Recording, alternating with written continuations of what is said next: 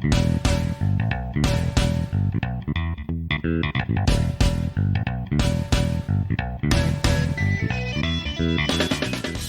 Brian, how you doing?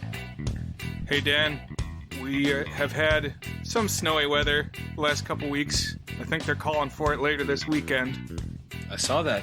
How's your January? Oh, hanging in there. I got a sick daughter today. Nothing quite like cleaning up puke for half the day. So, it is what it is, but that's all right because now we're here and we're talking about a movie that's important to me here on the 68th episode of The Goods, a film podcast.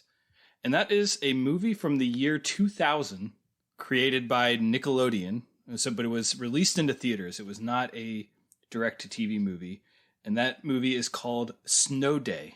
So, Brian, this is a movie that I have a fondness for, an attachment to, and I knew when we started this podcast that someday I was going to bring this to the pod, bring it to you, for you to bring judgment upon it with me, to talk through some of its zanier beats. But I'm kind of surprised that we made it 68 episodes. I might have referenced it in a couple of other episodes because this is it's one of those movies where the nostalgia short circuits my brain. So it's burned into your consciousness. Yeah. Had you seen this movie prior to this past week? I had never watched it. I knew about it because I used to rent a lot of Nickelodeon VHSs from Blockbuster, and they would have trailers for other projects. So I definitely remember seeing the trailer for this one. And Nickelodeon had several theatrical releases that I remember from this era. And, you see one and it'll advertise the others. So Snow Day was 2000. Jimmy Neutron Boy Genius, which I have name dropped on a couple occasions. That was 2001. There was another one I remember the trailer for that I was always most curious about, which was called Clock Stoppers. And it's about kids who get the ability to stop time. And now that I have finally checked this one off this week, I might have to dig that one out sometime.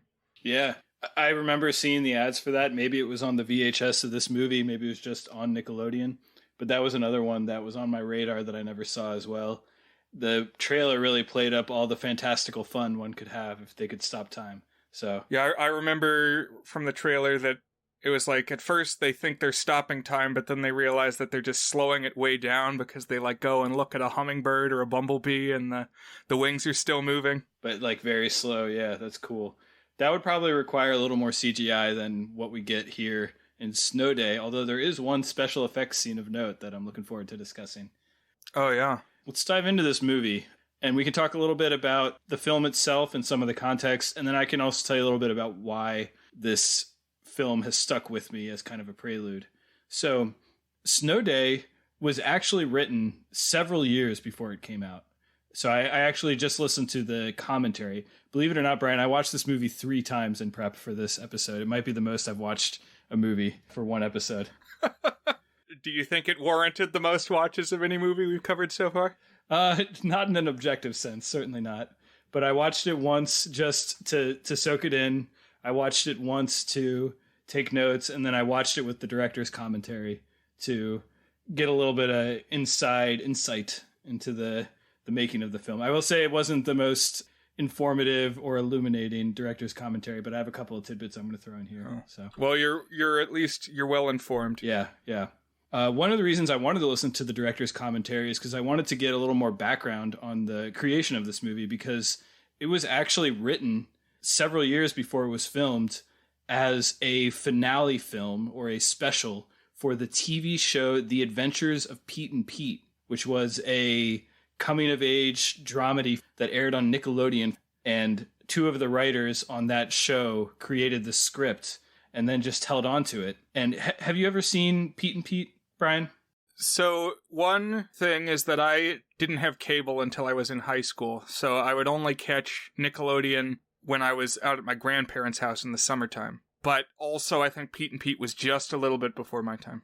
When did that run? What were the seasons? So Pete and Pete has a pretty long and interesting history. Kind of like The Simpsons, it started out as a little short that appeared in other stuff. And then it became popular enough to get its own show.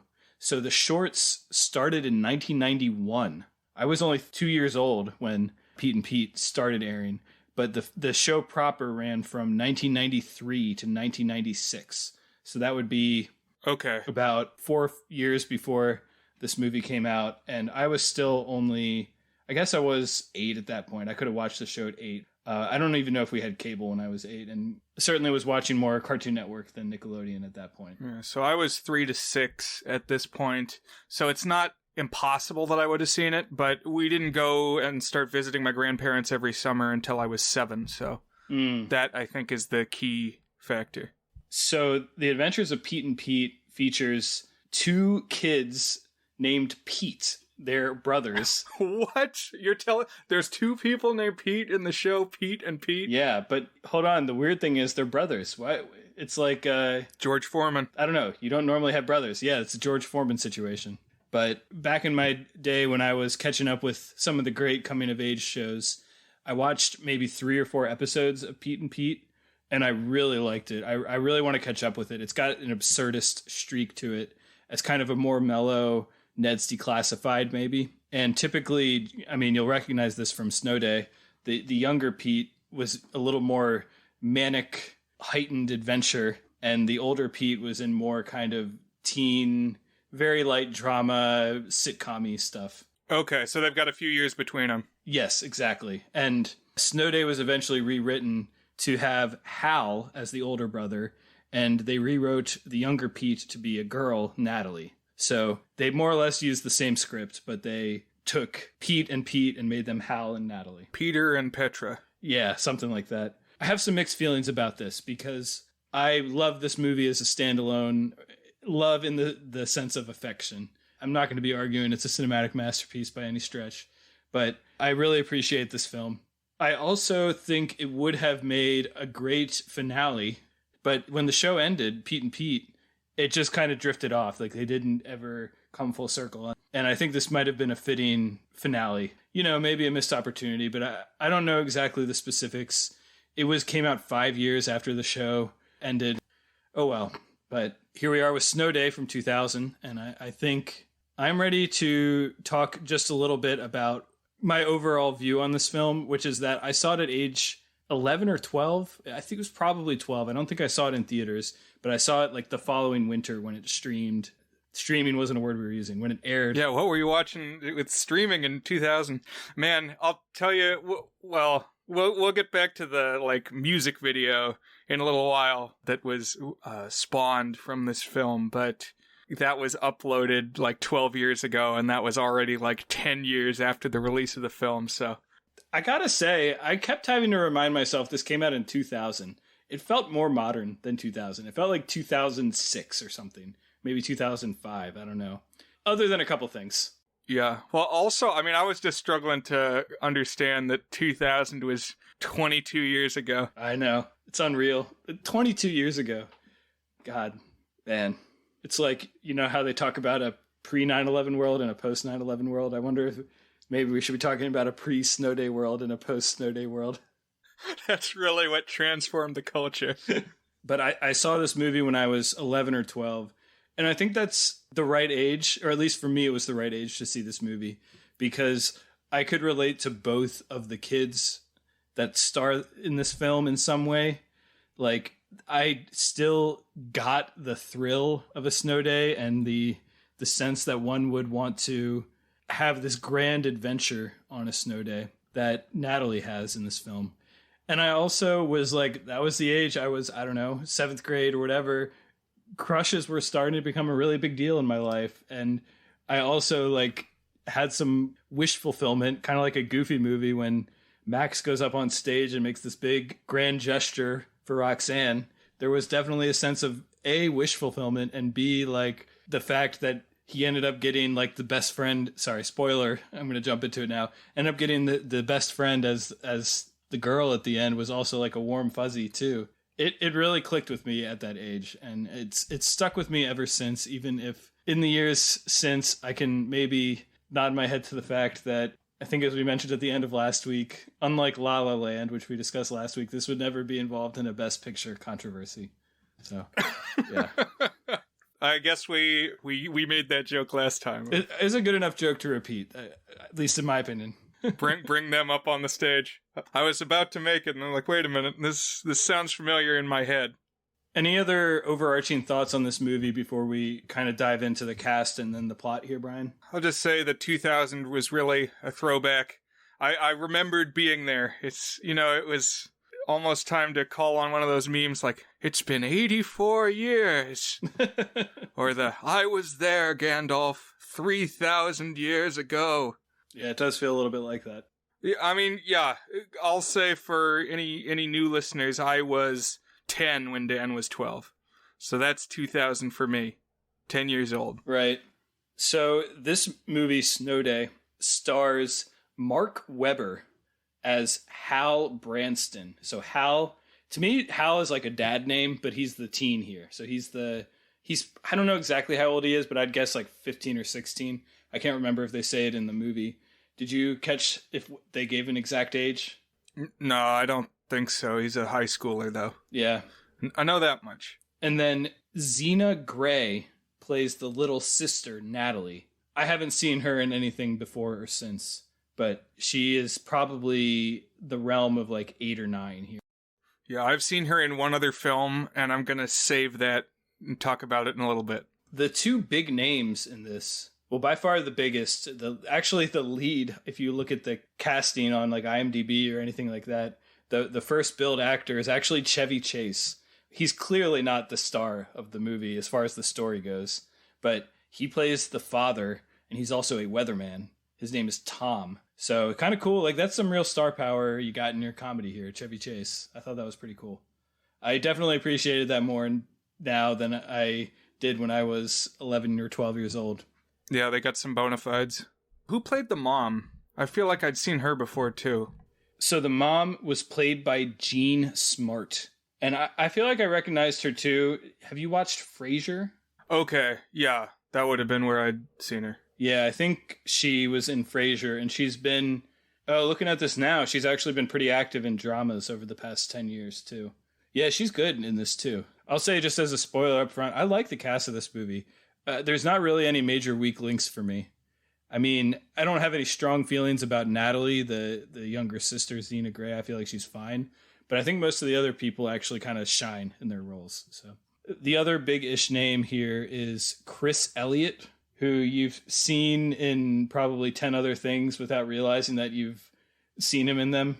Or maybe you have thought about it. And he always plays a goober. He's like kind of got a skeleton-looking face, and he's got some real nasty tooth makeup in this. Oh, yeah. And he's like hawking loogies and like snorting all the time. He always plays someone gross. If you've ever seen There's Something About Mary, he's extremely gross in that. I haven't seen that one, but yeah, he was a creep here. Two things. The actress, the mom, was Kim Possible's mom, and also the mother in The Oblongs, which is a show I brought up, I think, in our zombies discussion, where it's another, like, dark vision of capitalism. Interesting, okay. Chris Elliott, though, I remember from his, definitely his first, maybe his only starring vehicle called Cabin Boy, which is a pretty strange comedy. I don't know if you've ever seen that one. I found it in a stack of DVDs and tossed it on, and it's an odd film. I've never seen that one, yeah.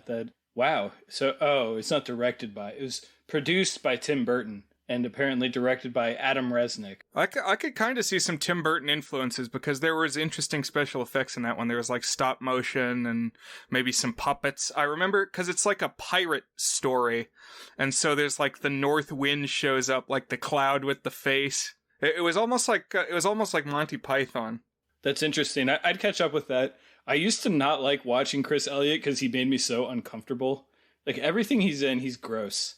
And as time has passed, I've really come to love him. He's always excellent in whatever he's in. He is gross, but he's so good at it, and also still, like, somehow likable underneath all the griminess that he plays. And he's terrific in this. So he plays... Snowplow Man. So he's the guy who's plowing snow, and we'll talk a little bit more about that as the plot thread. He's kind of the villain of the film, or at least one of them. And then couple other names that show up here. Probably the biggest other name here is Emmanuel Shrieky, and that is spelled Emmanuel is the first name, and Chiriqui, Chriqui. But I looked it up, and it's pronounced Emmanuel Shrieky, so I'm going to go with that. So first of all, she was 25 years old when she played this, which, kind of to add on to why this was a big deal for me when I was 12 years old, I definitely had a crush on Claire Bonner in this movie. It's come up before. I like the brunettes, and she definitely was my type when I was 12 years old. So, and I feel less bad talking about that right now because she was 25 years old when this movie was filmed, but she does play a high schooler in this movie. Nice. And she plays the kind of dreamy, popular girl that Hal is going to be pining after. Some other names to pop up here. We got Josh Peck. Josh from Drake and Josh. He's here. Yeah, very young. Yeah, so this is, I would imagine, I need to look at when Drake and Josh started, but this has got to be at least a few years before Drake and Josh. Yeah, Drake and Josh was 2004. Didn't both of them, or at least Drake, came up through the Amanda Show? That's correct. They actually premiered before, it might have been on the Amanda Show. I thought it was All That. It was either All That or the Amanda Show that they premiered on. But they appeared on the Amanda Show right around the time that this was filmed. Yep. Yeah, the Schneiderverse. It's that part. It's stable actors. Right. And then I would say the last kind of character of note here is Skylar Fisk plays the best friend, Lane. And I didn't remember her being particularly good, but as I watched this time, I thought she does an excellent job with the character. So we can talk more about our thoughts on these characters as we go along. Any other thoughts here before we jump into the film proper here? I'll just say, if you haven't picked up on it yet, this is a type of movie that Dan has brought to the table a couple times where it's a lot of stuff happening in a short period of time. A few episodes back when this came up, I called it a crowded hour film. I love that, yeah. Pulling from a Teddy Roosevelt quote. Yeah, it's just a moment in your life when a bunch of important things are happening all at once. And in this case, as you might be able to discern from the title, it is over the course of one snow day. I guess a little bit the night before.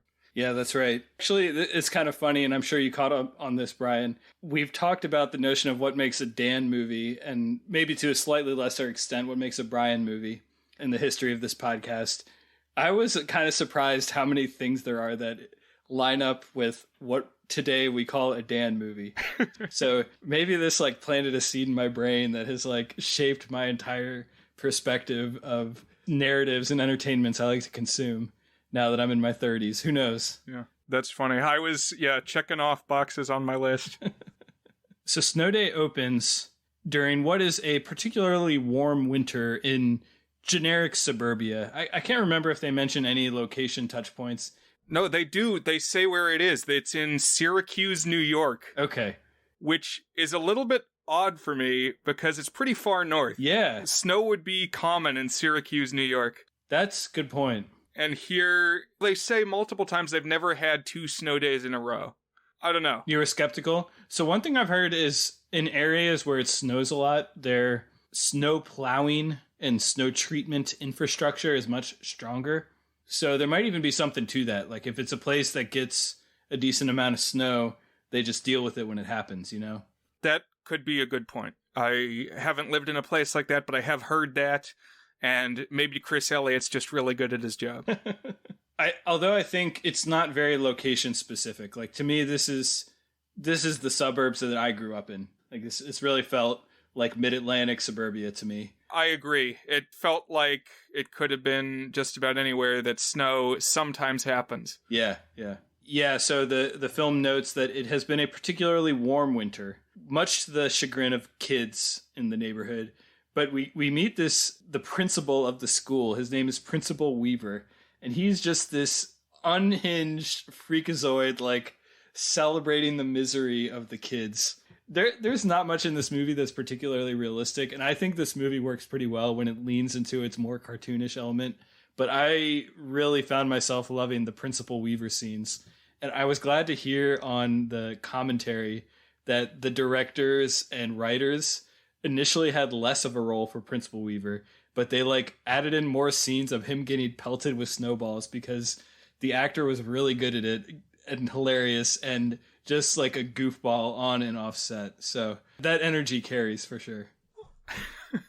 He's swinging for the fences. Yeah, the big one is, not to spoil it here, but the stinger at the very end of the movie is the principal finally gets home after getting pelted with snowballs the whole movie, and he thinks he's safe. And then apparently, for whatever reason, there are people in his house ready to throw snowballs at him. And that scene did not exist when they started filming. And they're like, we need one more thing to add to the end of this. And I think it's got to be Weaver getting pelted one more time. So okay, well, that's literally the last moment in the movie, but yeah, no, I was wondering, why didn't he start out at home? Where does he start out? Because the whole movie is on this quest to get to his house. I didn't understand why he wasn't at his house to begin with. You know, Brian, I do not know either. I don't know if there is an answer. I don't think there is. Like, did he sleep at the school? It was unclear to me. Maybe. Because he keeps saying, he's like talking to himself. He's like, I just need to get home. Maybe he wandered out in the morning thinking it was going to be a school day. I don't know where he was, though. He was indoors when he heard that the school day was canceled. So exactly. So I was unclear. Yeah. But we meet weatherman Tom Branston. So this is the Chevy Chase character. And he's a struggling meteorologist. The way that it is framed is he is number 3 in a 3 network market. So he's kind of the schmucky local weatherman. One interesting thing, the show Drake and Josh, the dad is also a weatherman. I don't know what it is about Nick. I don't know if that's true of Pete and Pete too, but I guess that's like a good dad job. I don't know. But the mom, the woman that Chevy Chase is married to, played by Jean Smart, is a workaholic businesswoman, and they have 3 kids. So this is the high schooler Hal, the elementary schooler Natalie, and then there's also a 3rd kid named Randy. He's just this goober of a kindergartner, like a toddler, but age 6. Just yeah, Randy is so obnoxious. He's just like the crazy kid running around acting like an animal. I haven't seen much of Recess, but it was like, oh, the way they present the kindergartners? Yeah. As like primal, like a tribe. That's what it made me think of a little bit. It's not exactly the same, but just uncontrollable force of youthfulness. So pretty quickly we meet Hal, and I guess he's at a pool watching the high school swim team practice, and he's just like blatantly staring at this young woman doing her diving practice. So this is Emmanuelle Shrieky playing Claire Bonner. And that's the girl that Hal has a crush on. He has a massive crush on Claire. And we meet him like kind of gaping at her, and then he like slips and falls into the pool. And we get a thing that is now frequently mocked on the internet, at least I've seen. It's like a, yep, that's me. You might be wondering how I got here type freeze frame to meet Hal. Yeah, so at this point in the movie, we've had a lot of non-snowy things going on, because the principal who loves heat and hates snow is out barbecuing, and now the hot girl is diving, and I guess maybe Hal is on the swim team or something, or he's just there. Unclear. But yeah, it's like there's swimming and there's cookouts, and it's like, what season is it? Where are we? When are we? The title is Snow Day, but yeah, it's coming. Right. It does introduce us to the idea that it's a warm winter, but I still wouldn't think of barbecues and swimming as warm winter activities. But one thing we learn is that Claire has just broken up with her D-bag boyfriend, Chuck Wheeler. So I've been wondering, it made me think, how many movies have we discussed, Brian, where there's a girl who has an early clash or a breakup with a D-bag boyfriend or fiance? Yeah, well, there are a bunch of parallels, I thought, specifically between this one and Some Kind of Wonderful. Yeah, for sure. There's shared threads with other movies we watched too, but I just kept seeing beats from that one. Yeah, and now might be the time to share that Hal's best friend is a girl named Lane. She's kind of this tomboyish friend, and she's always hanging around him. Doesn't take too much reading between the lines to see that she has feelings for him in a way that he does not reciprocate. And so, listeners, this is where I confess that this is the 3rd example of a movie that I have brought that has the specific story structure that I feel like I've seen every one in existence of, which is where there's a boy and a girl who are usually teens. They don't always have to be. And they're best friends, but platonic best friends. But the girl is actually into the guy, and the guy feels like he has a shot with the dream girl. And eventually he has what I call the love epiphany, where he realizes that actually what he needs is not the dream girl, but the best friend, the one who's going to be there for him, and has that love epiphany at the end. So we saw this in, as Brian mentioned, Some Kind of Wonderful. We also saw it in the time loop movie Premature. I have one other example of these in my back pocket that I will bring out at some point, assuming this podcast continues. But here we are, Brian. How long did it take you to realize it was one of those movies? So the first time we meet Lane, I was like 90% confident, but there was like another friend there. There's like the stoner shaggy guy. Mm-hmm. And so I wasn't 100% convinced then that she wasn't just like sitting there at the table. But then the next scene, they're like having some conversation about like, well, how you need to know what it means to be in love. And it's like, oh, okay. Yeah, I'm checking that box on the Dan list. It's one of those movies. That's right. But I mean, there's other examples too. Like you mentioned Ned's Declassified School Survival Guide once already this episode. And that was a plot point they eventually got to. Definitely. Yeah. So then we also meet Natalie. So she's the younger sister. One thing I like about this movie is how the teen and Natalie, the probably upper elementary, maybe just in middle school kid, have this weird, but to me very plausible relationship state where Hal has like entered puberty. He's like full throes in horny puberty. It's kind of funny to me watching this movie now, is like how it talks around the horniness. Like he's basically just horny the whole time, but it's also a PG rated movie. So, you know, he can't get too much into that. But anyways, Natalie is still a full on child at this point. And they still are like, you know, they like each other and they get along as siblings, but they're like at very different states in life. And the way that this kind of relationship state is portrayed is with this kind of runner of Hal. I guess he has these action figures that are kind of collectible action figures, but he sees them as like a grown-up collectible thing, and she sees them as like a play toy. And so that's kind of like the thing that is the symbol of the different way they view the world. It didn't really work for me. Yeah, it was almost like that was something they would play with when they were younger. Right. And, you know, it's something that bonded them then, but now he's coming to see them differently. And they're kind of like fake He-Man type toys. Maybe like G.I. Joe sized action figures. Have you seen the 40-Year-Old Virgin, Brian? I have some thoughts on the 40-Year-Old Virgin. We might need to talk about that sometime. Oh, okay. I have thoughts on it too. I'll say it struck me as a very sad film. Okay. Because he's cooler than I am, and it bodes ill. But that movie also has a gimmick of collectible action figures that there's a struggle about whether you play with them or whether they are things on a shelf. And there, the metaphor worked a little bit stronger for me than it did here. Yeah, well, I'd say it's more of a metaphor in that situation because it's about, you know, being sealed away. Oh, yeah, definitely, yeah. I guess that's just what I thought of.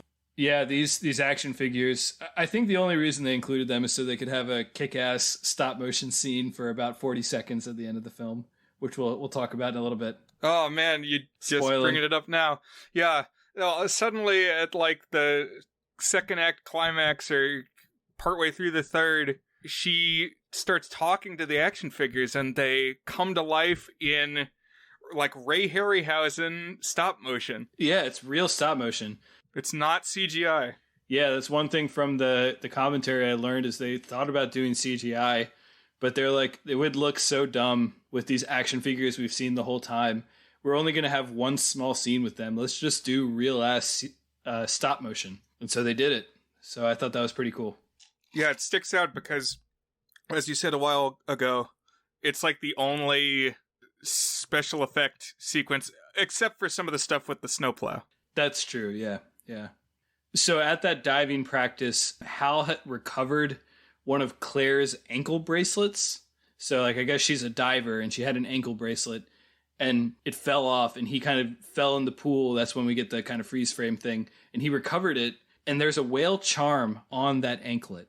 And he sees this as a sign that it's his destiny. He's got to get together with Claire.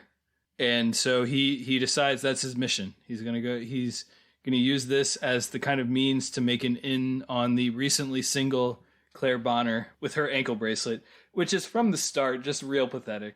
But it kind of works in 16-year-old boy logic.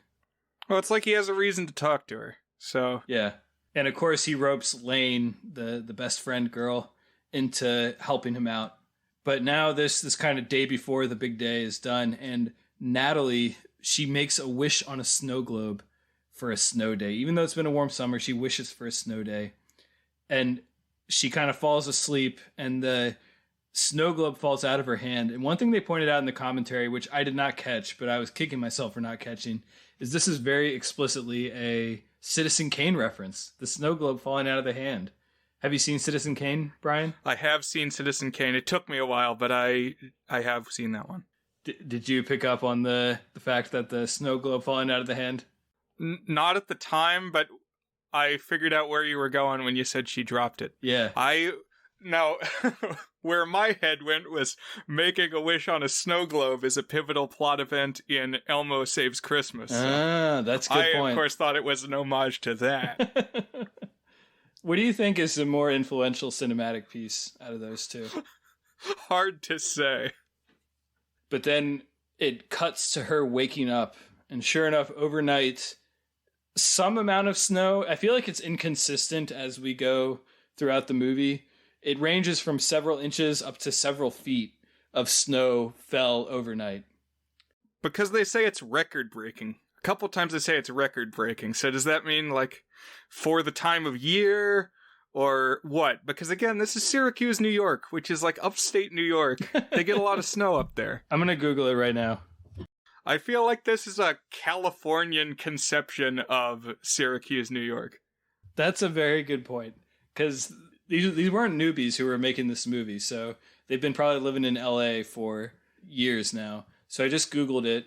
According to the National Weather Service, in 1993, a single storm dumped 42 inches of snow on Syracuse. So I guess in this fictional world, to break that, it would need to be at least 42 inches.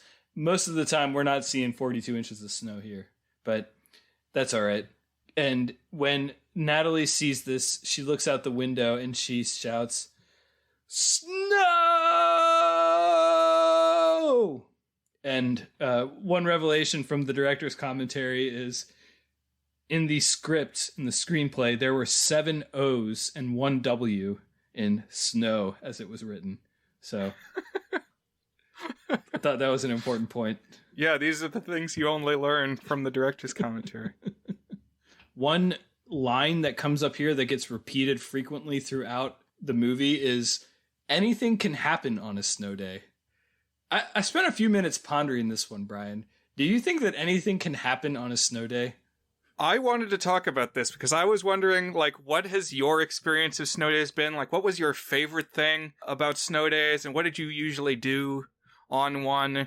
Because it's like this family, at least the 2 siblings, have a whole snow day philosophy about the unlimited possibilities of snow days. And on the one hand, that, like, swells my heart a little bit. I feel very invigorated by that idea, but I don't know where they got it. It's a good question. One thing I love about this movie, even today watching this movie, I just adore, is I definitely had this sense that a snow day was a magical thing. Maybe not anything can happen, but there was a giddiness to it. It was like a day that you were, I'm going to go to school. I'm going to do multiplication tables. Whatever you do in elementary school. It's just going to be a boring day. And then, bam, no school, unexpectedly. And also you get to go out and play in the snow, and everybody's outside playing. There was a giddiness to that, a thrill to that this movie appreciates and captures. And I do admit, maybe fueled by this movie, when I was like in middle school and less so high school, because in high school, you and I both went to a magnet school and I had to drive a half hour to get to the magnet school. So it's not like I was going to be walking outside and seeing any of my schoolmates. But this concept of seeing people outside of the school framework that I normally wouldn't see, just kind of out in the wild playing. Because we did have a big hill that we all went to, and it was like a quarter mile away. It took a half hour to walk there and a half hour to walk back. I don't know. I kind of appreciated that. On the other hand, the older I've gotten, the more snow day has just meant sit around and watch TV for a day. And so, to like, I guess to your point, there is something kind of sad about, to me, a snow day now is just an inconvenience or else a chance to be lazy. So I don't feel the magic anymore. Yeah, I mean, for me personally, worth noting, I guess, that for a long time I worked for a company that was tied to the school calendar. And so, like, even after primary school and high school and college, I was still paying attention to snow days. Still getting snow days. Okay. But it was, you know, usually you go out to the big hill and maybe you sled down a couple times. Then you come back and you have some hot chocolate. That's a snow day to me. A great day. And yeah, I can see how the social order is overturned by not having school. You know, it's a nice breakup to the week drudgery. But I like that you used the word giddy and giddiness. Because what I've found the last couple years, especially, now that I'm an old, embittered adult, is that snow days really do boost your spirits. Just having snow on the ground, I think it must be related to the seasonal affective disorder, depression, the SADs that people talk about. But, like, just having a higher level of light makes you feel good. Oh, interesting. And so, like, the reflection of the snow, you just got more light all over the place. You can, like, see way further out into the woods, and, like, at night, there's still light shining up off the ground, and I can feel it making me happier. I like that. To me, snow day now means I have to shovel my driveway and clear off the snow from my windshield and the top of my car. Although that's less true for the last 2 years, you know. I've been working from home, but... Well, there is that. But I like your snow mitigates SAD theory. That's a good one. I'm going to keep that in my back pocket. It just makes it not so dark and gloomy. Yeah. Everything's brighter. It's true. Physically brighter, emotionally brighter. It's there for sure. But no sooner have we been introduced to the snow day than who enters the scene but Snowplow Man.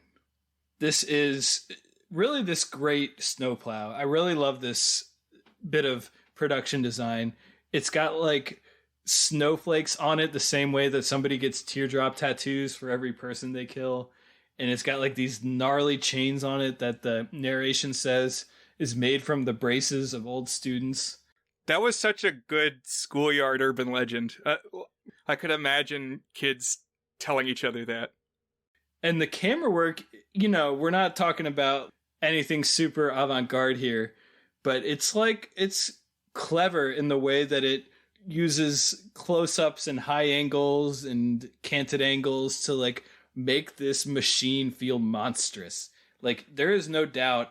Oh, and good sound editing too. Good Foley bringing in to like everything's clunking and clanking together and clashing as the snowplow drives by. I really like this. The snowplow that Chris Elliott, so he's the guy who plays Snowplow Man.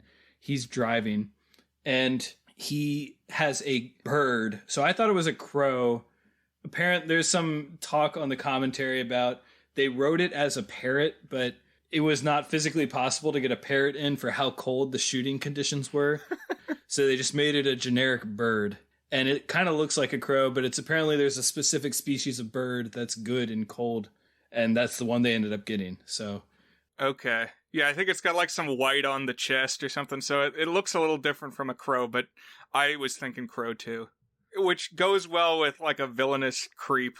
So, Brian, you texted me about this concept that you and your family have that Snowplow Man made you think of.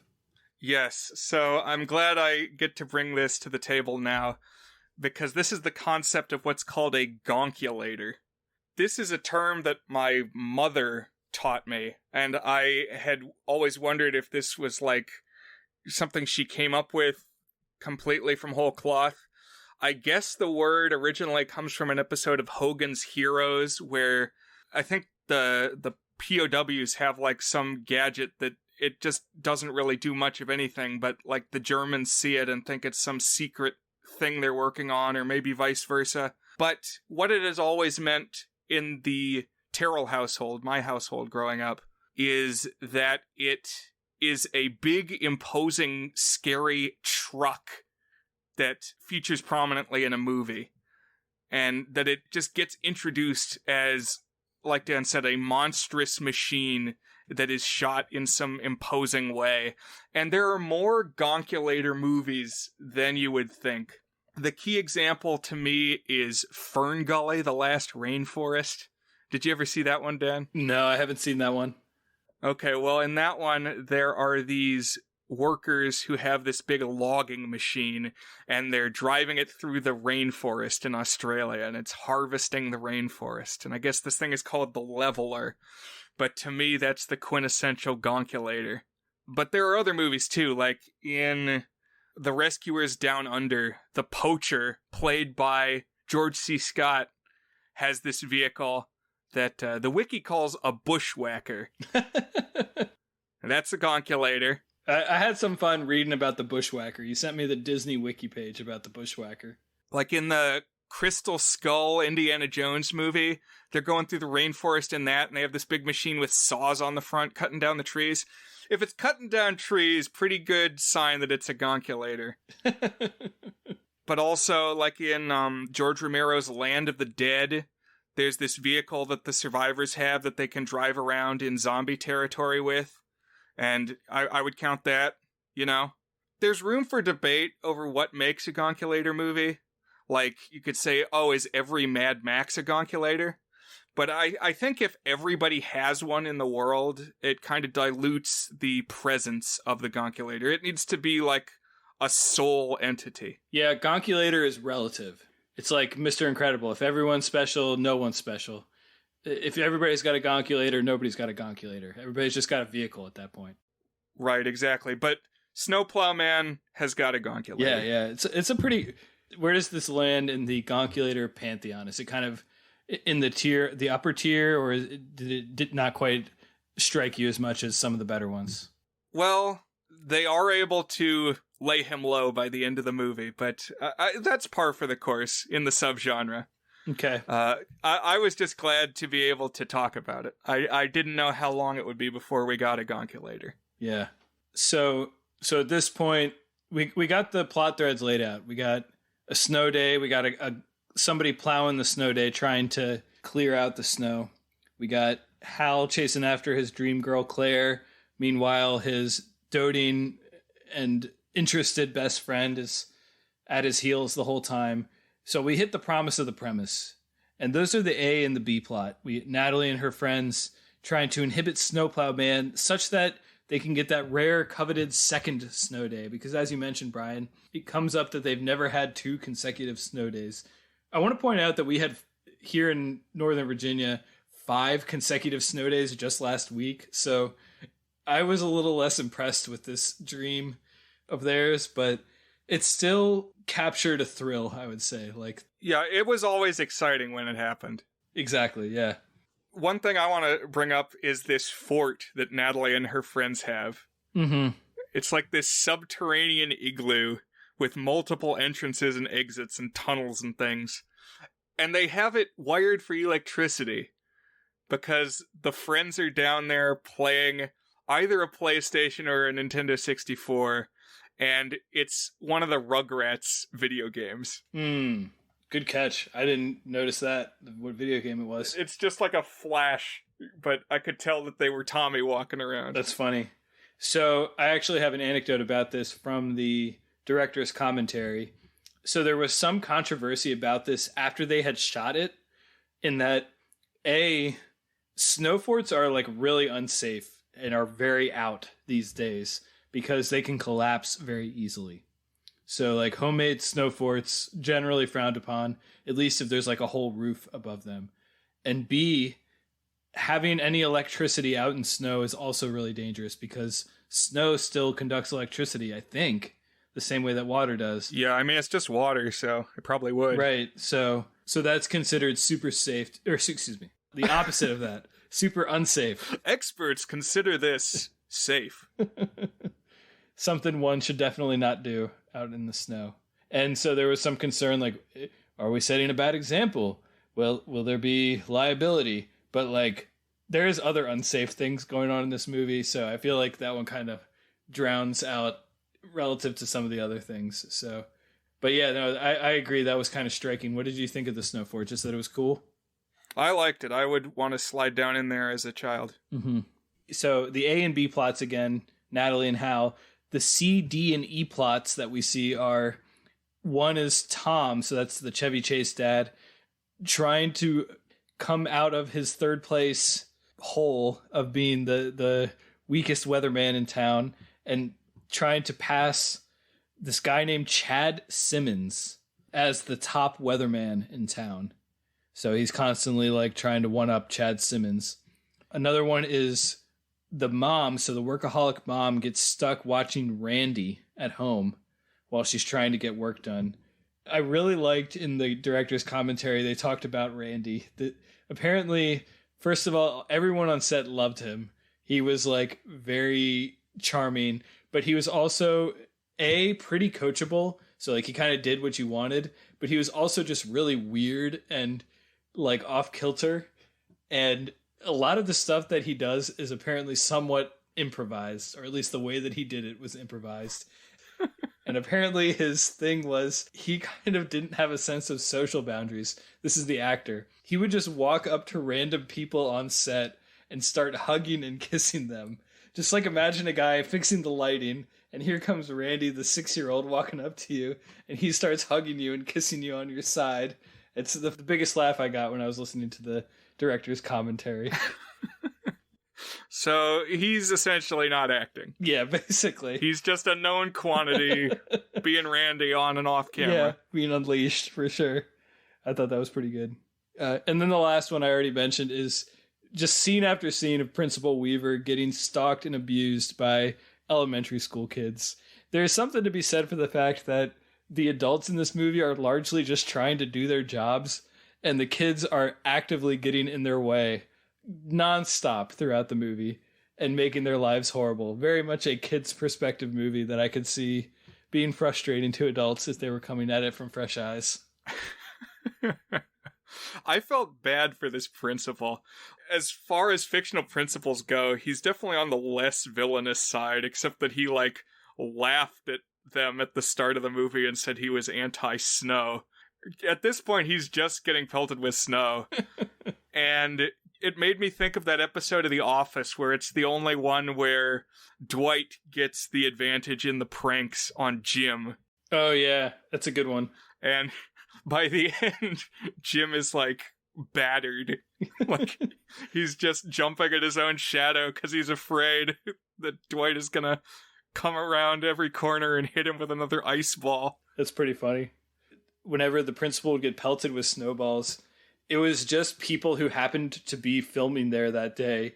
So they had snow machines, and they would just make a bunch of snowballs and then film the actual actor getting pelted from off screen by whoever was on set throwing snowballs at him.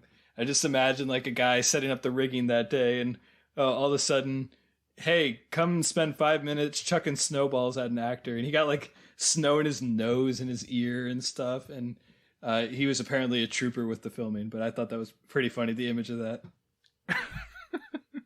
Because you always see it from off screen, the snowballs coming in. But right, you don't see the throwers. A couple of, I'm just going to go through some of the highlights of scenes across this promise of the premise before we get to the climax. Because it's kind of treading water for a bit. We just get little snippets in each of these plot threads. One is a mob of horny boys, including Hal, doing what's that movie called? Say Anything. Doing the Say Anything gag where they're like outside the window, pelting pebbles at the window, trying to get attention of the girl inside. So it's not just Hal. It's like this horde of like 100 guys or something like that. I thought this was funny. Yeah, no, this was good. It reminded me of Sleepy Hollow, and especially the Hallmark version that we watched, where they made it clear that Brahm and Katrina were together early on and then had a falling out. And then it's like everybody in the whole town is put on notice. Yeah. And they're varying levels of pathetic. There's like a 3-second shot of this goofy ass looking guy with glasses reciting some poetry. I love you, Claire. I want to stroke your hair. And one person says, I think it's Lane, she says, it's like Claire stock, as in Woodstock. I thought that was pretty good. I liked that the one friend who is just kind of occasionally hanging around showed up to this. And they're like, what, you're interested in Claire? He's like, why not? It's open season. Yeah, that was pretty funny too. One thing I learned, I guess I got a handful of nuggets from this director's commentary because I got another one here. Apparently, originally the scene was a lot more elaborate. They were going to spotlight a bunch of different pathetic dudes trying to get Claire's heart, including someone doing clarinet solo, like Squidward, I guess. Someone who was going to bring her a pet puppy. But they ended up trimming it down, I think probably before they shot it, to like you just get kind of a sense of the chaos of it. But I would definitely watch an extended version of this scene. Another thing we get is Chevy Chase wearing a wide variety of really humiliating costumes. So part of the thing is, since he's in third place as the weatherman, he's got to use gimmicks to get attention. He wears like elf costumes and snowflake costumes. And the worst one is this horrible snowman outfit. And as part of that one, he rides down a sled on Suicide Hill, and a stuntman playing Chevy Chase has a massive pratfall at the end of it. So, yeah. Always good to see Chevy Chase humiliating himself in some regard. So Hal gets to do some big professions of love throughout this portion of the film. One is he basically steals his dad's microphone and declares his love for Claire on live TV. And he reveals that, oh, I really know you. I really love you. Here are some of the things I know about you. Your favorite bubblegum and the color of your eyes and stuff. Coming on a little strong and a little creepy for someone who Claire doesn't even really know. But I was always attracted to this grand gesture when I was a kid watching this movie. Yeah, same. And, you know, when everybody else is doing it, he's at least using the one medium that's exclusive to him. It's like he has access to the TV station, so that's how he's going to set himself apart. So I thought that was clever. I want to throw in here Hal. So he's played by Mark Webber. I like this guy. I thought he was charming. He had a good way of saying things and just hanging around, that he wasn't just a loser. He had like an oddball charm to him. I thought he was good casting. Yeah, I think he makes a good protagonist. I will say, one of the things he says he knows about Claire when he's like talking to Lane or somebody, he says, I know how many times she blinks per minute. And that's a little far. Yeah.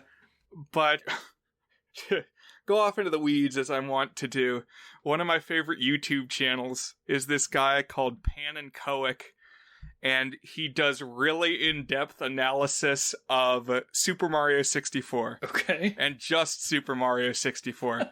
But he studies every single mechanic of it, and he has a whole, 18-minute video on the blinking systems. And there's 8 or so blinking cycles that govern who in the game is blinking at any one time. That's hilarious. So we're nearing Pan and Coic level obsession with Claire Bonner here. Yeah. And that can't be healthy, is what I want to say. No, I think that's good. Yeah. Meanwhile, on the Snowplow Man front, one of Natalie's ideas to slow down Snowplow Man, I don't know what the initial plan is, but what we see unfold is Josh. So this is one of the friends of Natalie. He plays a fake corpse. So they do a thing where he lies down in the road. First of all, super dangerous. He's kind of blended in there. and they've like made him a fake injury. They've squirted ketchup on him, and it straight up looks like ketchup. It does not look at all like blood. But I think the idea is they're going to do like the classic con act where you have a fake hit by car, fake injury, and you use that as a way to get some leverage, to get some advantage. And so Snowplow Man walks out and sees that it's ketchup fake blood here, and he happens to have French fries with him, and he dips down the fries that he has and like chomps them real nasty as he's doing this. I like this little bit, and what Natalie ends up doing is they go and they steal the bird. So I guess it's some way to ransom the Snowplow Man, but the Snowplow Man steals Josh. Yeah, just straight up kidnaps Wayne.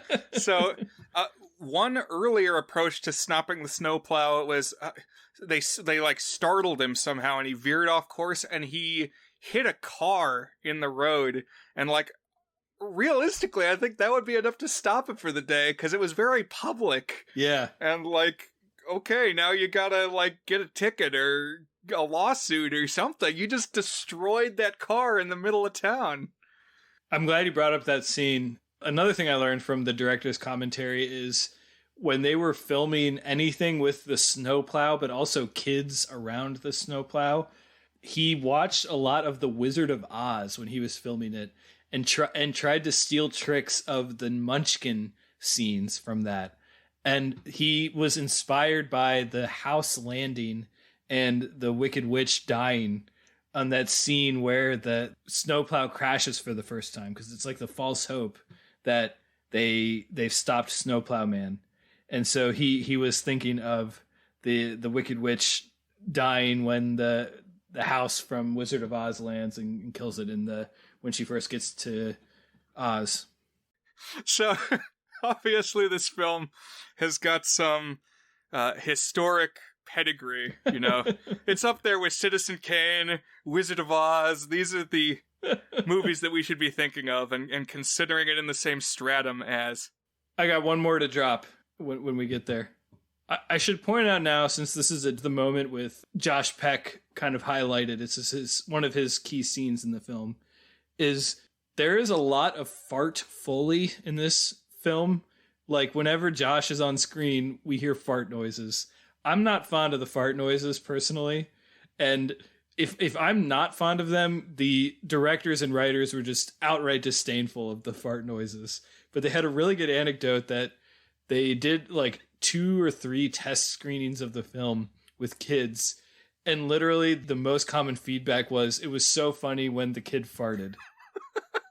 And so they went in and they like tripled the amount of fart noises. And during the commentary, they were counting each fart as it came. It comes out to 6 fart noises by the end of the movie.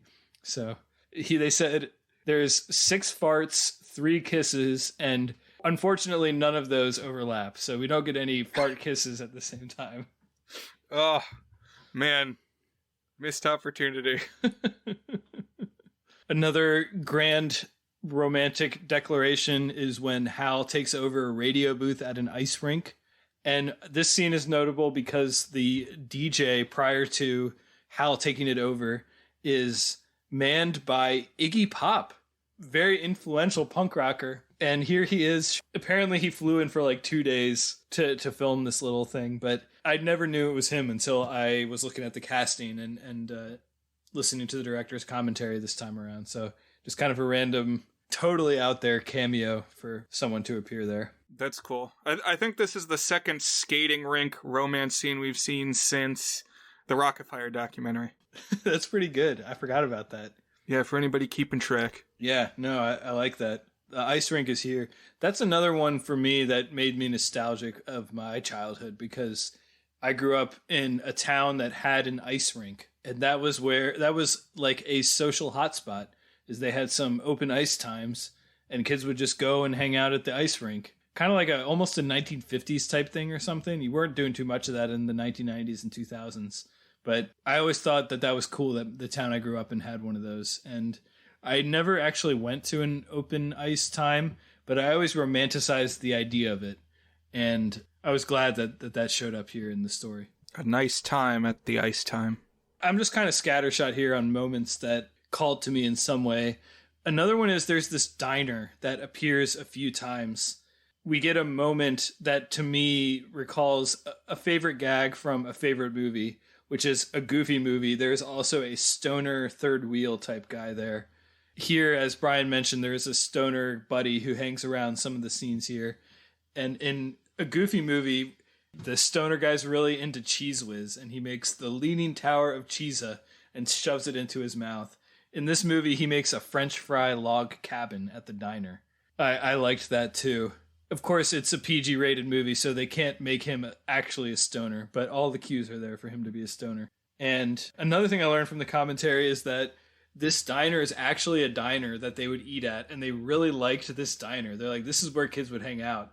So they rented it out, and they shot it, and apparently you can tell when you watch it. It didn't strike me, but that it's a very small diner, and they had a really hard time actually shooting it in the diner. But I thought that was a pretty cool on-location detail that I learned there. I would say the moment that it really clicks into place that this is one of those specific movies that I described earlier about best friends falling in love is when Lane is trying to convince Claire to give Hal a shot, and she does the thing where she is talking about how he's so great, revealing her romantic feelings for Hal. That's when it really clicked for me. I mean, you kind of know it's not really hiding it leading into that, but that's kind of the moment it solidifies there. But on the Natalie and Snowplow Man side, it starts to come to a head. Remember, Snowplow Man straight up abducted Josh Peck, and meanwhile, Natalie has abducted the bird. Oh, speaking of the bird, I always thought it was weird about the bird, and the writers confirmed this is kind of a carryover from the absurdity of Pete and Pete, that it was meant to be kind of like the Sven and Kristoff thing in Frozen, where it's kind of joked that they have a relationship slightly outside of nature's laws, that was intended here for Snowplow Man. It's like a My Octopus Teacher thing.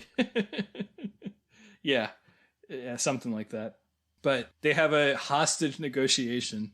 So they have this back and forth argument that goes on where the Snowplow Man says, "You need to return the bird." And Natalie says, "You need to return the Wayne." And so they shout, "The Wayne, the bird," back and forth, longer than you would expect in a sort of Lisa Needs Braces dental plan type gag. And I enjoyed that. Yeah, how many crimes has Chris Elliott committed at this point? I don't know. It's quite a few. He's kidnapped a child on top of destroying a car on the street. He went to Natalie's house and tried to kidnap her. That's right, because he's pretending that it's a take your local neighborhood kid to school, except take your local neighborhood kid to snowplow demonstration day. Yeah, it's like a snowplow ride-along day. And he's being real gross with the mom. Yeah, no, I agree. You're talking felonies here. It's like, whatever he's trying to get out of this, it's not worth it. You gotta consider the possible consequences of your actions.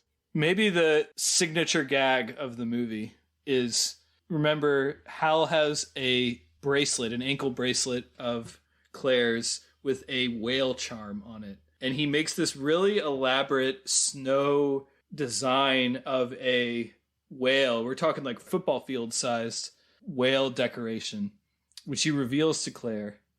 And she looks at it and she said, "You made this for me?" "Yeah, but I like zebras." Brian, this is a good joke. This joke holds up. I like this joke. Yeah, it's like a hefty 4 words. It's a lot of gravitas in that reveal. It's funny because it's been like the crux of the movie thus far for Hal, but also it shows and kind of foreshadows that he maybe doesn't actually know her in a real meaningful way that he thinks he does. Yeah, I mean, exactly. Like when you just get breadcrumbs from a person and those are the only things you know about them, you place a lot of value and import on them. Mm-hmm. And you assume that they must also, because that's what they gave you. But no, they can mean a lot more to you than you do to them, and the information could just be trivial. The explanation is like, she had a whale on the thing because her boyfriend gave her that, but it didn't have any special meaning. It was just like what he happened to find. Right, exactly. It'd be harder to make a zebra in the snow, I think. That's true. Like, you'd have to do all the stripes. And like, how would you when you only had white to work with? Oh, good point. Be tricky. Because that's right, a zebra is explicitly black and white. Just a couple other things before we hit the climax of the movie. There's a weirdly long and intense snowmobile chase. It didn't really do it for me, but I kind of admired the ambition. It has like some of the Return of the Jedi speeder maneuvers where they're like slowing down to make this one crash into this one type things. Oh yeah, I was going to say the pod race, but you're right. It is like Jedi. Yeah, there was a lot going on in this sequence. It would have been work to put it all together. Yeah. The mom, who's kind of been hanging around watching Randy, the 5-year-old. So she's working from home. And so her conflict is like, is she going to watch Randy and interact with him or just be a slave to the work? She has some sort of proto-Zoom technology on her computer. She also has a cell phone. I gotta say, for 2000, it felt pretty advanced. I don't think people actually had that. Yeah, she's very plugged in. I'm trying to think who would even have an internet connection good enough to work this stuff. Right. This video setup. Not too many people, I don't think. I remember it was a big deal when I was a freshman in high school, so 2003, that one of my friends got high-speed broadband. And so it was like a megabit. And that was just implausible to me. Like, how could you get a megabit per second? That's crazy. And you would definitely need more than that to do what this mom is doing here. So, I don't know. Yeah, I think we got our faster internet around about 2001 when the first Harry Potter movie came out. I remember going to the Harry Potter website and, I typed the address and I hit enter and I was just immediately at the site. I was like, oh my God, what? No, you gotta wait for a page to load. You gotta, hear the tone. How is this happening? What a time to be alive. Right. Yeah. The last thing that kind of precedes the climax, we already mentioned, it's this cool little stop motion bit, and I'm glad they threw that in there. I didn't entirely get the action figures overall, but I was watching it this time, and I don't know if had ever been struck prior to this time, just how kind of random and cool it is to have legit stop motion in here, even if it's only for like a 30-second scene. Yeah, it's very different from everything that comes before or after. It's like all of a sudden we got a little Clash of the Titans scene. I think that's also Pete and Pete-esque, not in the sense of having stop motion, but in having some absurd hyper reality tossed into everything else that's going on. So yeah. Yeah, like some mixed medium stuff. Right. So now we're at the climax, and let's just kind of go through the threads. So one is the mom she finally gets her big call, her important call she's been working towards all day, fending off Randy, and she just so happens to get it when she's trying to help Randy in the snow, and Randy throws a snowball, and the phone falls into the snow, and the mom realizes, really, I should be spending the snow day with my son.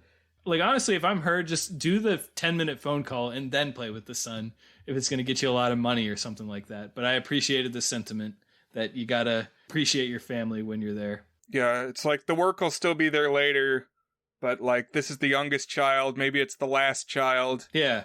It's like, when are you going to get to do this again? There's some emotional heft there for sure.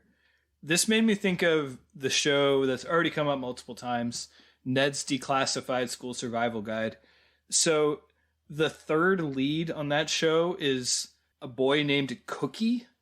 And literally all of his plots are he has some problem, and rather than solve his problem, he obsesses over some technology that will make his problems go away. And it's kind of a technophobic, or at least skeptical of modern technology actually improving our lives mindset that I detected a little bit in this plot thread. It's like, because she has all this newfangled technology that she's trying to make it so she can work, but really that's not a problem she needs to solve. She just needs to spend the snow day with her family, So that made me think of Ned's a little bit there too. Oh, yeah, maybe a Luddite message at work. Yeah. On the teen romance front here in the climax, Lane, the best friend, finally hits her breaking point with Hal, who has been spending the whole day fruitlessly chasing after Claire, and she abruptly kisses him and reveals her feelings. So it's like a dramatic moment here for Lane and Hal. And I don't know, I distinctly remember, it's weird what things stick in your brain. I remember watching this scene first time I saw this movie when I was like 12 or something, and being blown away that like the whole movie had led to that. Yeah, had you picked up on anything at that point? I don't know, actually. If you had not seen other movies like this, would you have known that this was going to happen? To be honest, maybe not. I honestly think it's kind of abrupt. Yeah.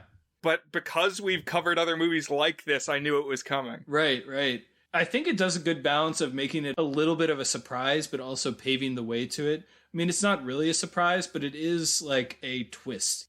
I don't know. I think it's a pretty good balance of those two. But I think when I was 12, if I picked up on it, the scene still really surprised me. So yeah, it's like a baby's first trope. You know, it's a good introduction to that setup. Yeah. After Hal has his kiss with Lane, he chases down Claire at the pool, and she's there diving by herself. I guess that's, people have their way of unwinding. And he detects that her way of unwinding at the end of a crazy day is to go to the pool, presumably heated, and practice her dives. She's the only one there, and he approaches her, and they have like a heart-to-heart, and then she kisses him. But he admits that he thinks that he's making a mistake and should actually be with Lane. Brian, what did you think of Claire in this scene? Did you have any opinions on her? Well, I felt a little bit like I did in Some Kind of Wonderful, where suddenly, like, his big plan is working. It like, seemed that it might be disrailed with the big zebra twist. Mm-hmm. But no, it's like, actually, they have some chemistry. Actually, it seems like this is going well. And do you pivot on a dime like that when you find out that the friend who was there all along has the feelings? I'm not sure. Yeah, so do you go the pretty in pink route, where you have the pining best friend get over it and the main character get together with the dream romance, or do you go the Some Kind of Wonderful route and have the lead shoot down the dream romance despite having a good shot at it and go with the best friend? And so this goes the Some Kind of Wonderful route, and he gently shoots down Claire. To me, the most implausible thing is she was like totally okay with it. She, like, I don't know, seemed to have finally invested herself a little bit in it. And she was like, oh, Lane, yeah. Oh, no, I get that. Okay. Even though she had just kissed him. And that was, they said in the director's commentary, they worked really hard to make sure the audience always liked Claire, even after everything went down. And to me, they did that to the point that stretched credulity to me. Okay. Yeah, that is interesting. Because I definitely have no ill will toward Claire, so I guess they did their job, if that's what they wanted to achieve. But yeah, you almost want to know more about what she's thinking at the end of this. Right. Maybe the least plausible of the plot thread climaxes here is Tom, the Chevy Chase meteorologist. Remember, he's chasing down Chad. Great name, by the way. Chad the weatherman. And trying to get him to admit that he is a fraud. And basically on air, he corners him and says, tell me what snow is. But like, Chad can't even say what snow is. It was so ridiculous. He was like bullshitting words like, well, there's a little bit of magic in the air and this and that.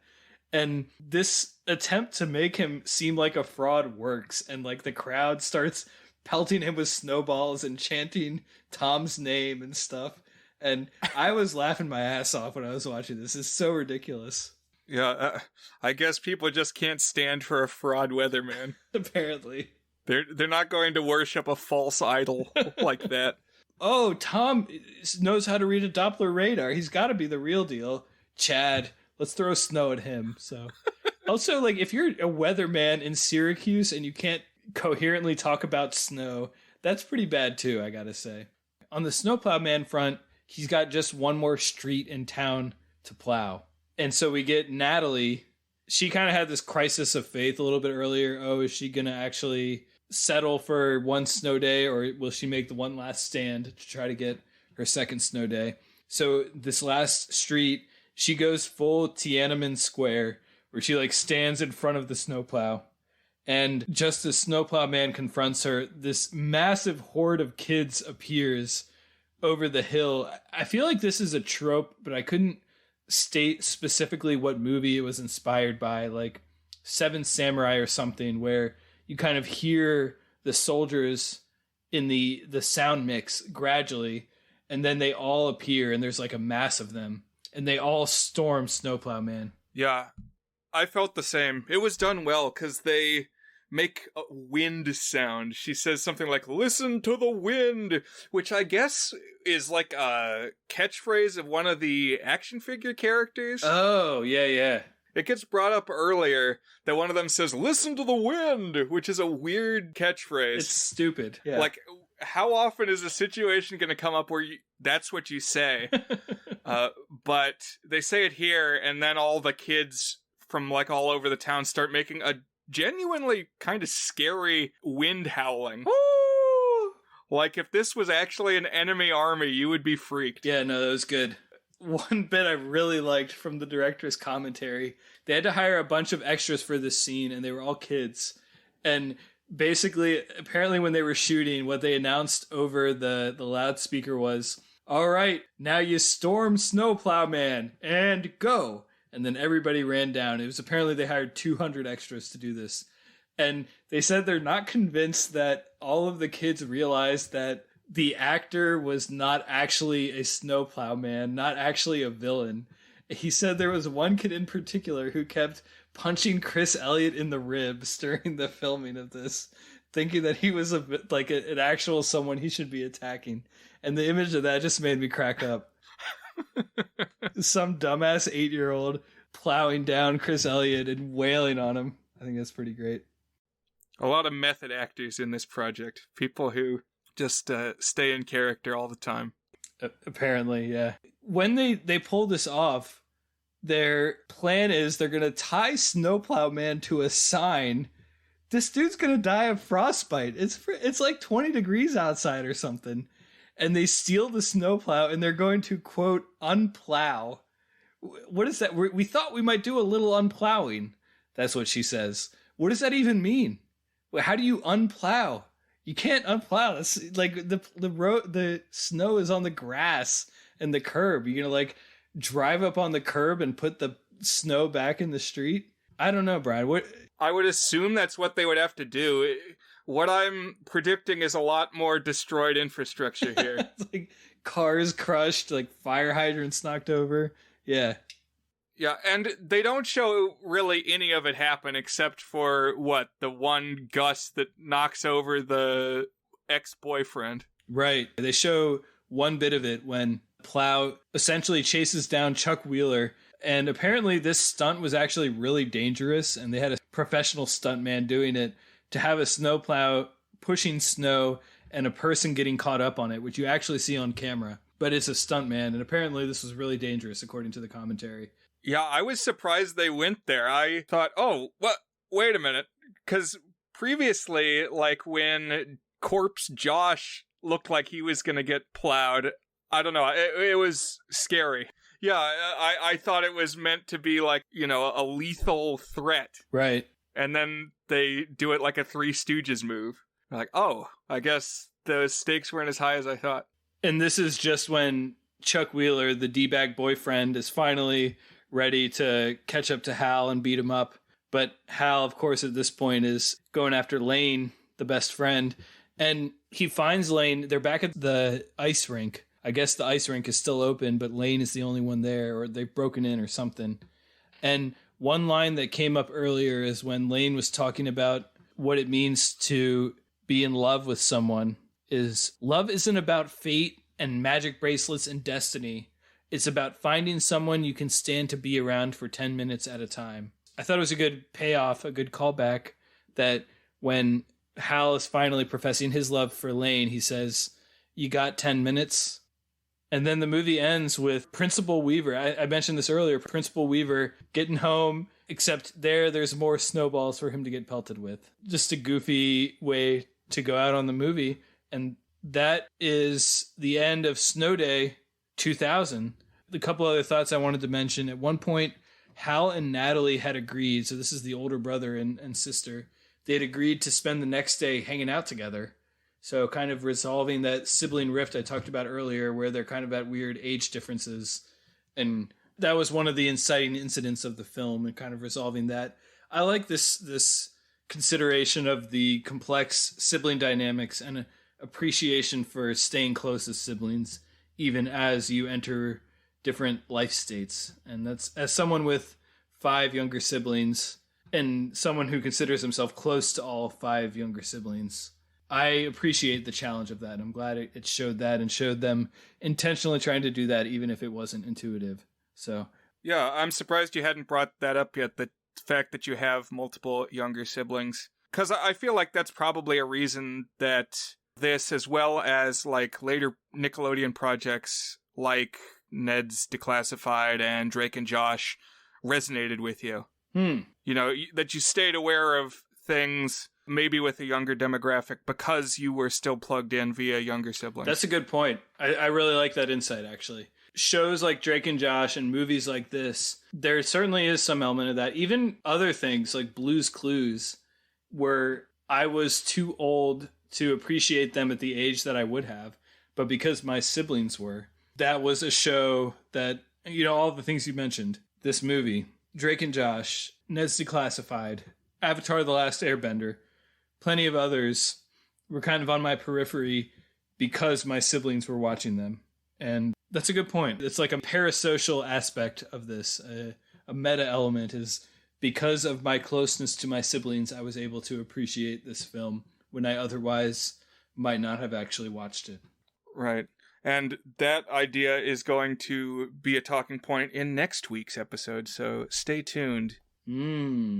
Last thought on the movie before we get to our good things and not so good things. The movie goes out. There's 2 songs in the credits. The notable one for sure is this song called Another Dumb Blonde by Hoku.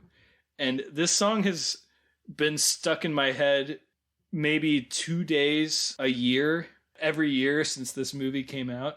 It's just always been like somewhat in my head, floating around my consciousness. What usually makes you think of it? Is it something that's associated with snow days? Yeah, so it's usually snow days or snow that makes me think of the song. So, Brian, I watched the music video and I sent it to you. What did you think of this music video? I love this. Because the setup is that Hoku, who is this pop singer, a blonde, I guess she was Don Ho's daughter, so she's like part Hawaiian, but Don Ho was only part Hawaiian anyway. She doesn't look Hawaiian. She looks totally Scandinavian. Anyhow, she is sending like a breakup email to her boyfriend because she's found somebody else and he needs to move on and find another dumb blonde, I guess, because that's how he treated her, is the message. But the medium, the delivery, is this video attachment to the email, which he is opening up on, what did they call these things? Emacs? The very, very first iMacs? It was those rainbow CRT Macintosh computers, right, that came in the clear colored plastic at the same time that, you know, the N64s were doing this, and you could get like the watermelon colored one and the atomic purple and the electric green. Right, there were like 5 different colors. And you know, it was the Game Boy Color era where it was the same deal. Man, I love this, and he's sitting there experiencing this roast via this technology that only existed in 2000. Just imagine you had this like really attractive girlfriend, you're in high school, and maybe she was long distance or something. And she not only broke up with you, but she like hired extras and a filming crew and wrote a song to declare her breakup to you. Man, it's a trip, yeah. That's rough. And it's got clips from the movie kind of baked into the music video. I like any time that a music video does this, like Smash Mouth's All Star, which is actually tied to Mystery Men. Right, not Shrek. But yeah, you watch that music video, it's got Mystery Men in it, and this one has quite a bit of snow day footage if you watch Another Dumb Blonde by Hoku. The second song in the credits is a song that was written and recorded at the last minute by the actress who plays Lane. It didn't even appear on the soundtrack because it was recorded so late in the filming process. And that was another bit from the commentary I learned. And I kind of like that second song too. I'm gonna have to look it up and listen to it again. Oh man, I gotta hear that one too. Yeah. One thing I wanted to bring up before we get into ratings is another movie from around this time that I was kind of thinking of as I watched, that's called Max Keeble's Big Move. And you have not seen this one, right? Correct. Okay, well, what made me think of it is that it also has a very young Josh Peck in it. And so I guess this is 2001, so it would have been the year after Snow Day. But then in the prep for our recording today, I was also thinking, you know what? I think I've seen this actor who played the sister, Natalie, in Snow Day, the actress Zena Grey, before as well. And I looked her up, and she's also in Max Keeble's Big Move, paired again with Josh Peck. Wow. As one of the friends of Max Keeble. But then I was thinking about it, and of course at this point had the Wikipedia article open, and now I'm suddenly convinced that Max Keeble's Big Move was like an attempt to milk the popularity of Snow Day or something, rip off Snow Day. Because the storyline in that is, it's not a snow day, but Max Keeble, central protagonist boy, finds out that his family is going to be moving. And so he believes that he's never going to see anybody that he knows again. So basically there's no consequences to anything that he does. He can finally be open with everybody, finally do all his wildest dreams in the town, because he's going to go to a new town and never have to face the consequences. Okay. That's a fun premise. So he's like an elementary schooler, like a late elementary school, like 5th grade or something. But this movie also has the setup of the friend, the female friend is pining for the guy. Only this time it's the Zena Grey character is the friend, because everybody's younger. Okay. Oh, and the villain is an ice cream man driving around in a crazy gadgeted ice cream truck. Oh man, I gotta watch this movie. Everything you're saying sounds like I would get a kick out of this movie. So maybe in the summertime. And you said Josh is in it too, right? Yeah, as a character who I guess is named Robe, because he just spends the whole movie wearing a bathrobe. It's like, I just watched Once Upon a Time in the West, the Sergio Leone movie, and Charles Bronson plays a nameless character who, it's noted that he doesn't have a name, but he always plays a harmonica, and so everybody just calls him Harmonica. It's like that, but he's wearing a robe in this case. Right. And a weird bit of synergy and things layering on each other in the goods. I just looked up Zena Grey while you were talking. Her most recent credit is she appeared in The Blazing World, which was the directorial debut of Carlson Young, who played the Dreamgirl character in Premature. So in another one of these movies that has these story structures. So the actress from that movie directed a movie that Zena Grey then appeared in. So things come full circle here. It's a small world after all. So Brian, some good things and some not so good things about Snow Day. Anything? I honestly hit almost all of my points in my intro prelude, and then as we were kind of talking, just to kind of emphasize, I like the cast. There's not really any weak links in the cast. And in particular, I like the cast on the teen romance side. I really like Hal. I really like Lane. And I really like Claire.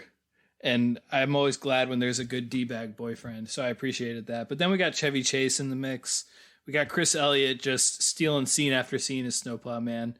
So for a, not massive budget kids movie, pretty enjoyable cast from my perspective. That's one strength for me. And yeah, I just think this captures the thrill and the giddiness of a snow day. I just want to emphasize that. This to me makes me remember how I felt about snow days. So any other good things you wanted to throw in, Brian?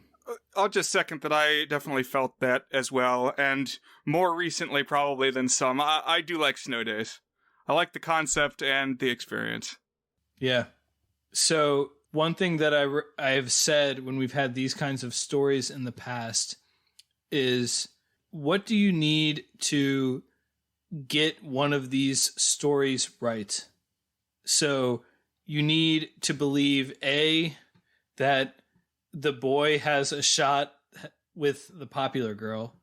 You need to believe B, that there's good reason that the best friend would actually be really into the boy, but he would maybe not quite realize it.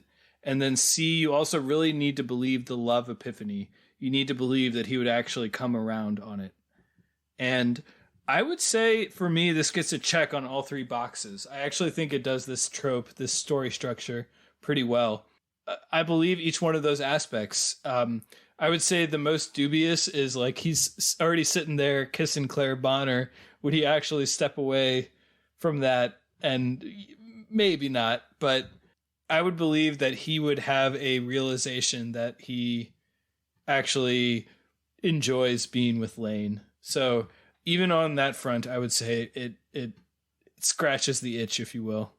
And maybe this was the prototypical one for me, so I don't know. Yeah, I can see that. I think the line is good about the spending 10 minutes together. Yeah. And that really they have spent so much time together and they do authentically know each other. Right. Let's talk not so good things. Did you have any specific not so good things you wanted to throw out there, Brian? I mean, in a lot of ways, it kind of feels like a TV movie. Yes. I mean, it is coming essentially from a TV studio. And I don't know. Just it's like a kid's movie, and that's not a bad thing. But in some ways, the production values are a little lower. There's some silliness. There's a lot of fart sounds. Yeah. Didn't need 6 farts. That might have been a little high. I guess it takes 2 farts to balance every kiss. 2 farts to balance a kiss. Maybe that's our episode title. I agree. I don't think this movie's a disaster by any stretch. I mean, if you read the reviews that are online, people are really panning this movie. I don't think this movie's a catastrophe. I think it's a TV movie in spirit, but with significantly higher budget than a normal TV movie. And I think where that shows, it's things like the snowplow, like really feeling like a proper, what is it, gonkulator? Yep. And handfuls of special effects. Like there's a fake snowflake that you trace from the sky down to the ground at the very beginning of the movie. And there's the stop motion bit and having a slightly higher budget cast than normal. I think it's a step above your average TV movie, but I also think it is very much a kid's movie. It's a Nickelodeon movie.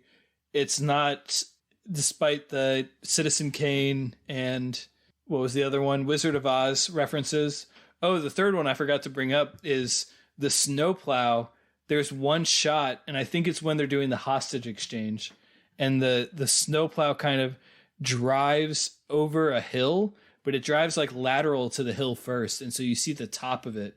And that was intended as a Jaws reference, where you see the fin of the shark driving, and you kind of see the top of the snowplow driving. So we got Jaws, we got Citizen Kane, we got Wizard of Oz references in there. Oh man! But despite that, it's not high art by any stretch. Anytime your fart foley goes beyond the amount that you can count on one hand, I think you've gone out of art film range. From art film to fart film. Although maybe, what's that one called? Swiss Army Man or something like that? Oh man, that's one I would have stuff to talk about too. Yeah, where Daniel Radcliffe is a corpse puppet that is manipulated at least part of the time via flatulence. But Brian, I'm ready to rate Snow Day. What about you? All right, me too. Is It Good is our signature section where we give the movie a rating on our 8-point goodness scale, ranging from very not good, a 1 out of 8, to our masterpiece rating, Tour Day Good, that is an 8 out of 8. So Brian, is Snow Day 2000 good? Yeah, so pretty solidly, as I was going through, I was thinking 4 out of 8. Good-ish. And while we've talked, and at certain moments, it's definitely swayed pretty firmly into 5 good for me, because there is a lot that I like. It feels like a snow day, and I like snow days, so it delivered in that regard. I think what tips it just barely back over into the 4, just above the freezing point, is the farts. Those are big for me. It's like, it wasn't just that there was a fart joke, it was leaning into farts. Yeah. So I think it stays in its home base at 4, good-ish for me. A little bit better than Last Day of Summer, because I'm not, like, actively annoyed by anybody too much, at least not a lead character. No, yeah. No Jansons here for me. Right. So that's where I'm at. So what are you thinking, Dan?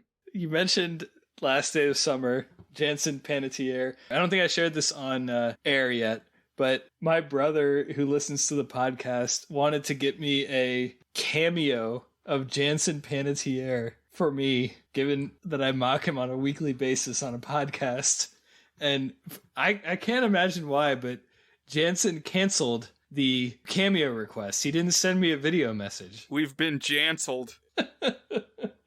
I want to know what your brother told him, though. It's like, I know. Why did he tell him you dunk on him on a weekly basis? Was that the setup? Right. Did he tell him that I use him as a unit of measure for how bad a child actor is, how annoying and movie torpedoing a under 12-year-old can be to a film? I'm not sure. It's a good question. Well, if he did, that's not how you go about asking for a cameo. But maybe we can ask your brother if he comes on the show again. And I think he will. I think we're going to see him in the next month or two. But yeah, thank you, Will, for the thought on that. But yeah, no Jansons in Snow Day, at least from my perspective. So this is a movie that short circuits my ability to think critically. And part of me is tempted to be silly in the rating that I give this due to my fondness for it. And part of me is determined to be honest about if you were to go up to a random person on the street and they talk about Snow Day and they would say, hey, you've seen Snow Day? Is it a good movie? And like, what could I say with a straight face? What could I tell them? Could I tell them that it is a good movie? Brian, I don't think I could tell them that it's a good movie. So what do? Do I follow my heart or do I follow my brain? And the compromise that I came to is that I'm going to give this a very gentle 5 out of 8. I'm going to call this a good movie. And I do think it does enough things to make you fond of it that I will stand up for calling it a good movie in a basic sense. But, take the caveats that it's a year 2000 Nickelodeon production aimed at 11-year-olds like I was in the year 2000. So I'm going to land on a 5. So there we go. Yeah. On the other hand, a lot of my goodwill for it comes from the fact that it's a 2000 Nickelodeon. That is the flip side of it. Yeah. Like that they're down in the snow hole playing Rugrats on PlayStation 1. Right. And 64. Yeah. Yeah. We got a Swedish pop machine giving us music on the closing credits. I agree. So, Brian, we got through Snow Day. We talked more about it than maybe it deserved, but I'm here for it, and this was fun. Oh, no, we always bring our hearts and our minds to bear and, say what's in our brains. So what are we going to be discussing next week on The Goods? All right, so we are in January, and if you've been with us for a while, you might know that my birthday comes in January, and this coming week is one of our vaunted birthday episodes. Whoa. That's right. So, like the last one that I hosted, I'm going to bring my brother on because he has also got a late January birthday. And last time around, we burned through the key birthday film for us, which is the Rockafire Explosion documentary. So I had to scratch my head a bit, and Snow Day put me in the mood to revisit another early 2000s family film targeted at kids. And so we are going to be taking a look at the Spy Kids franchise, at least the original trilogy released 2001 through 2003. Ooh. And these were, I think, directed by Robert Rodriguez, and definitely they are films that my brother and I watched and kind of bonded over. Nice. Okay, cool. I watched the first Spy Kids when I was younger, but it has been more than a decade since I've watched it and multiple years since I thought about this movie. So this will be a good rewatch for me, and then I'll catch up with parts 2 and 3. So cool. birthday episode. I'm stoked, dude. Those are fun. Yep. You'll get to see Spy Kids 2 and 3, and I'll be turning 32. So I'll make it thematic as best I can. Yeah, I'll tie it in somehow. It's maybe not a birthday film per se, but I think we'll have lots to talk about. And if you can work 2 to the 5th power in there, then that would be an extra bonus. Oh yeah, I'm turning 100,000 in binary, so I got to reckon with that. So join us next time on The Goods. Now that you've heard from us, let's hear from someone else. Email us a review of Snow Day or any film we've previously discussed, and we might read your review on the air right here next week. If we do pick your review, we'll send you a $5 Amazon gift card, enough for a free movie rental. You can send your review to thegoodsfilmpodcast@gmail.com. That's thegoodsfilmpodcast@gmail.com. Brian, our review of the week this week comes from a letterboxed reviewer named Kevin Falk. He wrote this review in 2019. He gave it 2.5 stars, which is pretty close to the rating that I would give it. I'd maybe bump it up to 3 stars out of 5.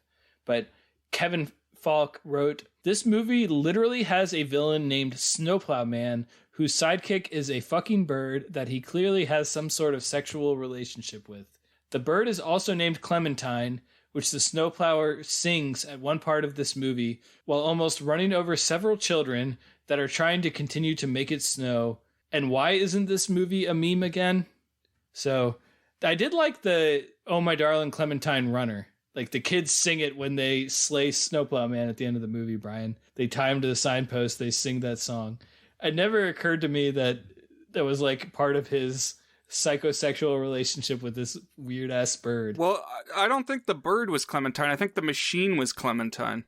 Okay, so this reviewer's got it wrong? I think so. Okay.